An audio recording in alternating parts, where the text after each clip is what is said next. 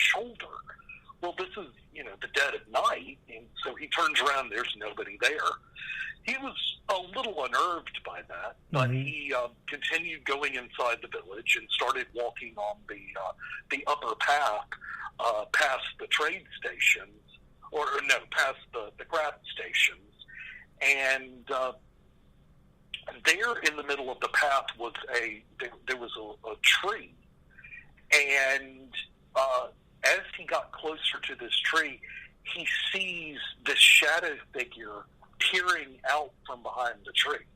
Well, he grabbed his gun and turned on his flashlight, and he walked towards the tree, and he's looking around the tree with his flashlight and his gun. And as he is peeking around the tree, he feels this arm come around his neck and grab him up by the neck. He was totally freaked out, and of course ended up dropping both the flashlight and his gun. Yeah. And he stood there shaking for what seemed to be quite a few minutes, but was probably just about a minute. And then he realized there was nothing behind it. There was nothing holding on to us. Yeah. And so he reached down and picked up his gun and his flashlight, and he quickly turned the key at that station and then headed on the rest of his route. But he remembered this story and ended up telling it to his children and grandchildren. And I, of course, heard it from one of his grandsons who was working at the village more than 50 years later, or actually more like 60 years later. Wow. But that's intense. I don't think my pants would have remained clean after that. Yeah, I don't know. I would have definitely I would have lost it on that. Oh yeah. I've never had too much. I've been felt like I've been touched by something, but never had too much of a violent interaction. Oh yes, that. Yes. I did have my only experience where I've been touched by something was actually took place in cast housing. I was up late one night talking with some friends, and these they were both native friends, and we were the only people outside, and we were sitting there on the porch. I was actually standing with my back to the stairs, and we were telling ghost stories and talking about ghosts, and all of a sudden I just felt this finger just kind of poke me in the middle of my back. Yeah. And I reached back and thinking it was a bug, but then I thought a bug would not be able to apply that much pressure as I felt, and so I told my friends what had happened, and one of my friends turned to the empty space behind me and said, "We have acknowledged your presence. Please leave us alone." And after that, I was a little unnerved. Yeah. But this place is just full of all types of wonderful spirituality and really kind of very interesting, wonderful spirits. Angie in the chat had asked, with full-bodied apparitions being quite rare, I wonder what's different about that area to have so many sightings. And maybe it's just part of their spirituality making that more... Yes, I do believe that just this concentration of people with this very strong belief system, that's why it is concentrated in the area of Cherokee. And nearly every one of my friends, native friends, has had a paranormal experience, or what we would consider a paranormal experience, and has seen various different types of full-body apparitions. I had another friend, I wouldn't actually call him a friend, but this was a guy who was one of my roommates, And he was kind of a douchebag. None of us really liked him very much, but he also did not believe in ghosts or any type of the spirituality or anything like that. And he actually had gone swimming with several native friends, and this group had gone out. I guess it was a lake nearby, and they were swimming. And Alex, the white guy who was kind of a douche, Alex was swimming, and he looked up, and one of the females that was part of the group was ahead of him. He could see her, but she was turned away from him, so he just saw the back of her head. Yeah. And so he yelled at her. He said, "Hey, Nancy, what are you doing?" And then Nancy answers from behind him. He turns around, and he said, "Well, I thought you were in front of me. Who was that?" And she was the only female with the group. And he turns back around, and whatever it was gone. And he said, "Oh, my God, I saw someone that looked just like you from behind." Nancy realized that this was a spirit that was not good, a booger, perhaps. And they all quickly got out of the water in hopes that whatever it was would not come after them. Wow. And it did thoroughly freak out Alex.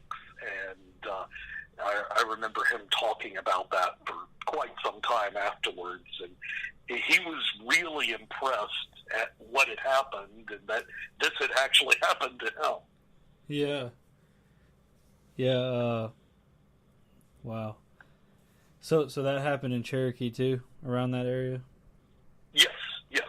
I don't remember where they were swimming, but it was someplace within a few minutes driving distance of Cherokee. So probably it may have been Lakefront, nice. Which is nearby. Yeah, I'm gonna have to get out there sometime. I mean, I know it's, probably a pretty depressing place too, just because of what white people have done to the natives. But yes, I do still want to see it and go there. Oh yeah. And while you're there, you should see Unto These Hills, the show at the Mountainside Theater, and of course you can know that the theater is thoroughly haunted. Yeah.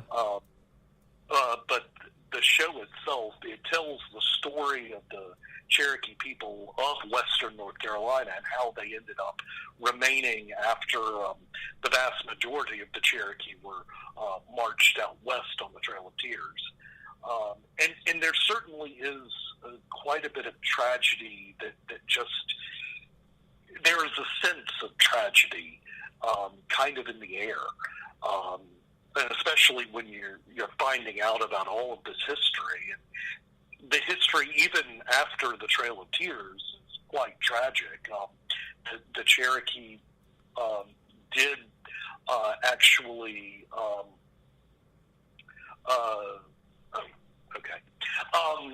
they did fight in the Civil War, actually fought on the Confederate side. But then... after the war, they opened up a school there, a boarding school for the Cherokee children. And the children at these boarding schools, and they built Indian boarding schools throughout the country, these children were terribly mistreated. Often they would be ripped from the arms of their parents. They would take them to the school. They would cut their hair. They would denigrate their culture, and they would prevent them from even speaking their own language.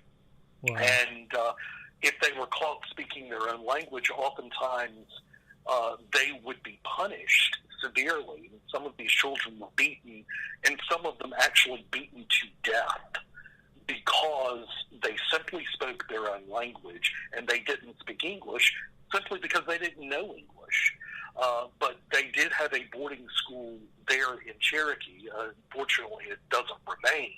Well, fortunately, it doesn't remain. But I think that there is probably some spiritual activity relating to that site. Yeah. And the site is now, I want to say it was occupied by a school. That school has since been torn down. But I think the police station was also located in one of the buildings that had been a boarding school building, and had a lot of activity there at the police station. But there are just countless stories about this place. Yeah, that's wild. Another thing I wanted to ask before we wrap it up was like we had been talking about the booger and messenger, because I was used to the Alabama booger, which a lot of people consider like a Bigfoot type creature. Right. I wonder if they're just using that name as kind of like a misinterpretation of a Native American entity, or what do you think? Well, it is possible. I did do a little bit of research on the booger. The booger and the boogeyman are all kind of related, and what I read seemed to trace the actual term booger to some ancient European roots. I have a feeling that probably what had happened is that the name of the booger has simply been taken from white folklore and applied to Native American folklore. Also, the term you hear used besides booger in Cherokee is shkili, which is also a type of menacing spirit. But in general, they usually use the term booger, and I think it's mostly just from the interactions over the centuries with white culture that they have acquired this name and applied it to their own culture. Yeah. Cool. Well, great stuff to know. I'm glad we got to talk about all this stuff. Yes, indeed. Go ahead and let everyone know where they can find all your stuff at, because he's got an awesome blog and everything. So, well, my blog, Southern Spirit Guide, is the address is southernspiritguide.org, and in my blog, I cover 13 southern states, and cover the ghost lore and explore the ghost lore of each of these states. I also have a Facebook page, which is also labeled Southern Spirit Guide. Please go out and like my page and keep up with the latest in Southern ghost news.